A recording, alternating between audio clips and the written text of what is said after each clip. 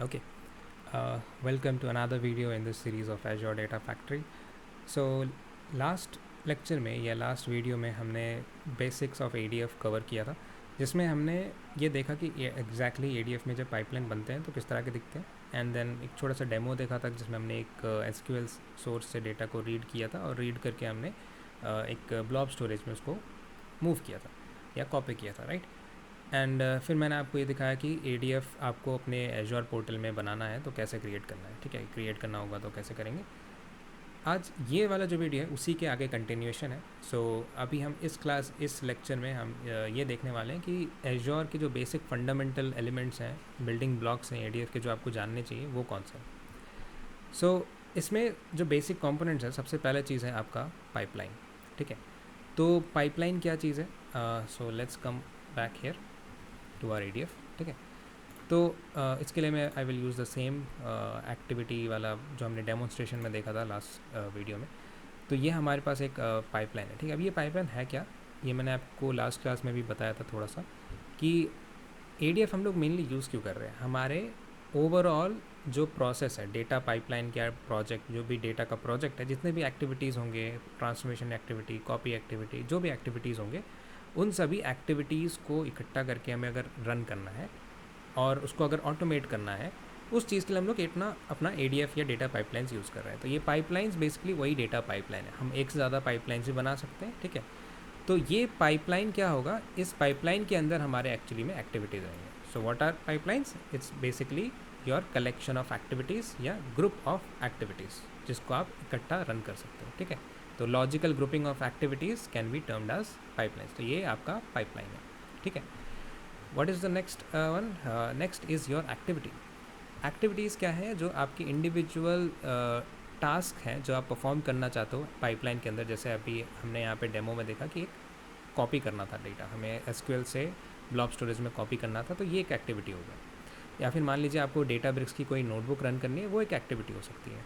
या फिर मान लीजिए आपको क्या करना है, कोई एक वेरिएबल बनाना है और वेरिएबल में वैल्यूज़ डालनी है, वो एक एक्टिविटी हो सकती है।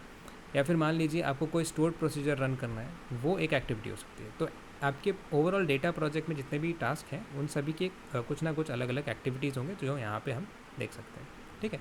So activities are individual processing elements, जिस पे हम आपका कोई ना कोई टास्क परफॉर्म हो रहा होगा। Then we have data set. अब डेटा सेट क्या चीज़ है? डेटा सेट इज़ बेसिकली कि आप जो भी डेटा के साथ काम कर रहे हो, उसका जो स्ट्रक्चर है या स्कीमा है, उसका डेफिनेशन यानी कि मेटा डेटा जो होगा वो आपका उस डेटा सेट में रहेगा। तो जैसे अभी हम लोग डेटा कॉपी कर रहे थे किसी SQL के सोर्स से, तो ये हमारा SQL डेटाबेस है, उसमें एक पर्टिकुलर टेबल है जिसमें से मैं डेटा कॉपी कर रहा हूँ और मैं उसको एक डेस्टिनेशन में CSV फाइल में रख रहा हूँ, ठीक है। तो आपका जो सोर्स है उसमें जो टेबल था उसका कुछ ना कुछ स्ट्रक्चर होगा, कॉलम्स होगा, वो डेफिनेशन आप कहाँ स्टोर करोगे, वो आप रखोगे डेटा सेट के अंदर, ठीक है। तो अगर ये आप देख सकते हो सोर्स डेटा सेट, तो सोर्स में हम एक्चुअली डेटा सेट मेंशन करते हैं। जब भी हम कोई भी एक्टिविटी में कोई भी डेटा को रेफ़र करेंगे, हम उसके डेटा सेट को रेफ़र करेंगे, क्योंकि उसकी पूरी डेफिनेशन कहाँ रखी होगी, डेटा सेट के अंदर रखी होगी।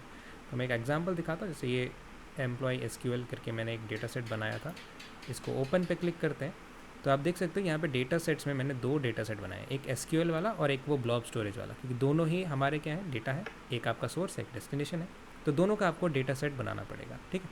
तो पहला हमने SQL नाम का एक डेटा SQL वाले टेबल के लिए एक डेटा सेट बनाया, जिसमें मैंने बोला कि कोई एक लिंक सर्विस है, एंड देन ये बाद में हम पढ़ेंगे। इसमें एक टेबल है dbo.employees नाम का, एंड इसका एक स्कीमा है। ये उसका स्कीमा यहाँ पे देख सकते हो, एम्प्लॉय का ID का इंटीजर है, first name is varchar, and this ये पूरा स्ट्रक्चर है हमने यहाँ पे डिफाइन कर दिया। तो जो आपका स्ट्रक्चर है, मेटा डेटा है आपके डेटा का, वो आपका डेटा सेट में रहेगा, ठीक है। This was your data set. अब ये इंपॉर्टेंट है क्योंकि हम कभी भी डायरेक्टली डेटा को पॉइंट नहीं कर रहे हैं, हम उसकी डेटा की मेटा डेटा या उसकी इन्फॉर्मेशन को एक डेटा सेट में रख रहे हैं और हमारे एक्टिविटीज़ में हम उन डेटा सेट्स को रेफ़र कर रहे हैं, okay. What is the next one? Next is your link services. अब लिंक सर्विस क्या चीज़ है?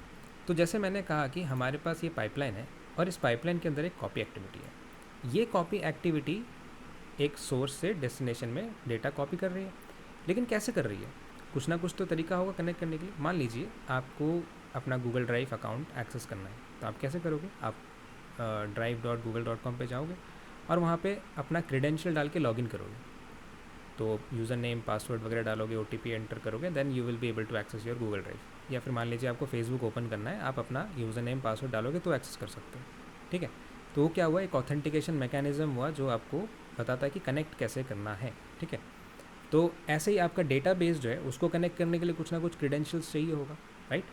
तो हमारे मोस्ट केस में आप जो एसक्यूएल का क्रेडेंशियल्स होते हैं, आप क्या होता है, आपका सर्वर नेम होता है, यूज़र नेम होता है, पासवर्ड होता है, यही सब चीज़ें हम यूज़ करते हैं कनेक्ट करने के लिए, डेटाबेस नेम वगैरह।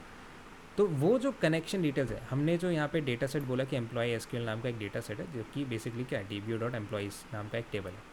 ये टेबल कौन से डेटाबेस में रखा है, किस सर्वर में रखा है और उस सर्वर से कनेक्ट कैसे करना है, ये वाली इन्फॉर्मेशन जो होगी वो एक लिंक सर्विस में होगी। यानी कि जो आपका डेटा सेट है वो किसी लिंक सर्विस को पॉइंट करेगा।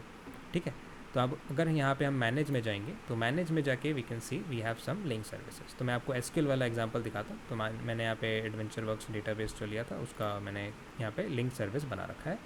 इसके अंदर हम देख सकते हैं कि this is our link service configuration, जिसमें बेसिकली क्या है, कनेक्शन स्ट्रिंग है। ठीक है, कि उस पर्टिकुलर सोर्स के साथ या डेटा के साथ कनेक्ट कैसे करना है, व्हाट इज़ द क्रेडेंशियल या व्हाट इज़ द लोकेशन जहाँ पे हम कनेक्ट करना चाह रहे हैं। तो link service is nothing but your connection string, a way to connect to the data source. And data set क्या है, data set is the metadata of your data, मतलब जो आपका स्कीमा स्ट्रक्चर वगैरह होगा वो आपके डेटा सेट में रहेगा, और वो डेटा सेट जो होगा किसी ना किसी लिंक सर्विस को पॉइंट करेगा, क्योंकि वो डेटा जब हमें कहीं से पॉइंट करना है या एक्सेस करना है, लिंक सर्विस के थ्रू ही हम एक्सेस करेंगे।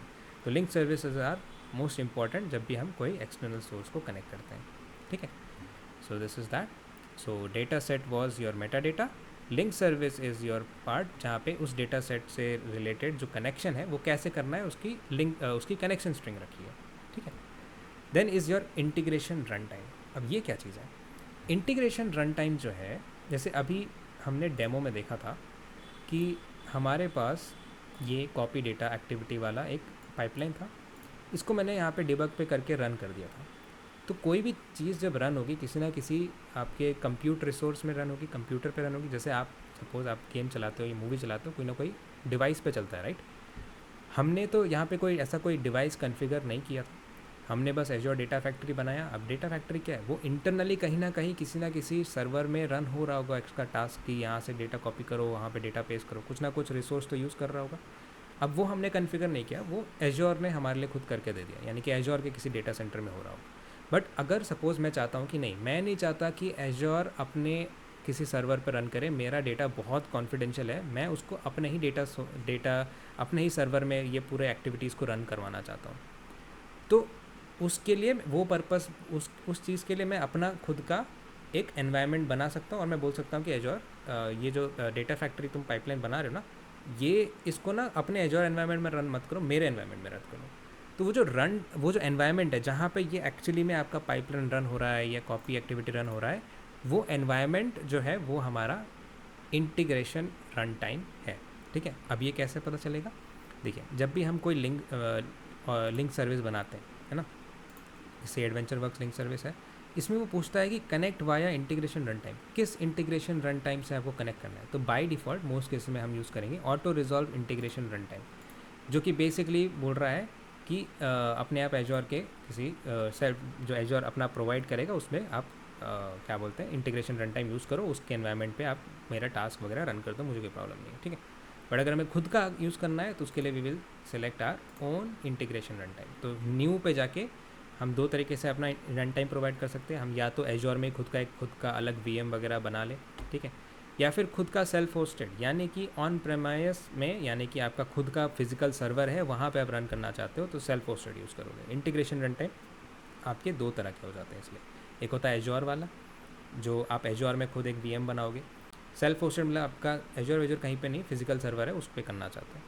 ठीक है, और थर्ड पहला वाला जो था ऑप्शन वो ऑटो रिजॉल्व, यानी कि अपने आप एज्योर खुद डिसाइड करेगा कहाँ कौन से सर्वर में रन होना है, क्या होना है, वो मतलब अपने आप जो अवेलेबल मिलेगा वो उस पर आपका प्रोसेस को रन करवा के दे देगा। ठीक है, इसमें ये आपका कंट्रोल में नहीं है कि ये इसी पर्टिकुलर सर्वर में चलना चाहिए या उसमें चलना चाहिए। ठीक है, this was your integration run time. ठीक है, सो लेट्स क्विकली रिवाइज क्या है पाइपलाइन, जहाँ पे आपके ग्रुप ऑफ एक्टिविटीज़ हैं, एक्टिविटीज़ क्या है जो इंडिविजुअल टास्क हैं जो आप परफॉर्म करना चाहते हैं। डेटा सेट क्या है, आपके डेटा का मेटा डेटा यानी कि स्ट्रक्चर स्कीमा। लिंक सर्विस क्या है, उस डेटा का जिसकी हम बात कर रहे हैं डेटा सेट में, उसको कनेक्ट करने के लिए जो कनेक्शन स्ट्रिंग चाहिए वो आपका लिंक सर्विस में है। इंटीग्रेशन रन टाइम यानी कि जो पाइपलाइंस एक्टिविटीज़ वगैरह रन होंगी, कनेक्शन वगैरह बनेगा, वो कौन से एनवायरनमेंट में रन होगा, वो इंटीग्रेशन रन टाइम वो है। इसके दो टाइप्स हैं, एजोर बेस्ड वाला जो ऑटो रिजॉल्व वाला है, या फिर आप खुद का अपना एजोर में कोई वीएम बना सकते हो, या फिर आपको एजोर वेजोर कुछ नहीं चाहिए, आप अपना खुद का फिजिकल सर्वर यूज़ करना चाहते हो ऑन प्रेमाइस वाला, तो you can use self hosted on premise. ठीक है, तो ये सारी चीज़ें थी बेसिक बिल्डिंग ब्लॉक्स। इसके अलावा आपके पास एक और चीज़ होता है डेटा फ्लोज, बट वो हम इस वीडियो में कवर नहीं करने वाले, क्योंकि डेटा फ्लो एक बहुत ही कॉम्प्लेक्स टॉपिक है, उसको हम एक सेपरेट इन डेप्थ वीडियो में अच्छे से डिटेल में समझेंगे। तो आज के लिए हमने समझ लिया कि what is pipelines, what is activities, what is data set, link services and integration time. I hope आपको समझ में आया होगा।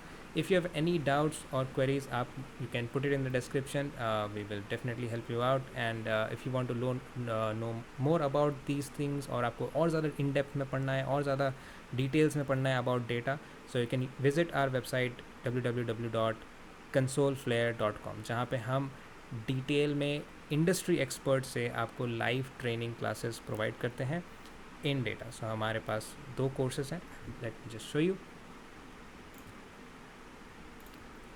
So soleflare.com, and we provide in-depth data science courses, and you can switch a career। अगर आप मान लीजिए completely new हो डेटा साइंस के फील्ड में, आपको एकदम नया फ्रेश करियर भी स्टार्ट करना है, या फिर आपको आपकी स्किल्स इंप्रूव करने हैं, जो भी आपका रिक्वायरमेंट है, आपकी सारी रिक्वायरमेंट्स हम बेसिक से कवर करते हैं। So in this we have a in depth course masters in data science with power BI, जहाँ पे आपको everything from start to end, आपको from Python programming, data analytics and SQL, data visualisation, PySpark, Databricks, Python के साथ आपका data exploration using Matplotlib, Seaborn, Plotly, है ना, machine learning, ETLs with ADF, and reporting with Power BI. All of these things are covered. And currently we are running a sale, so please reach out if you are interested. Otherwise, subscribe our channel for more updates.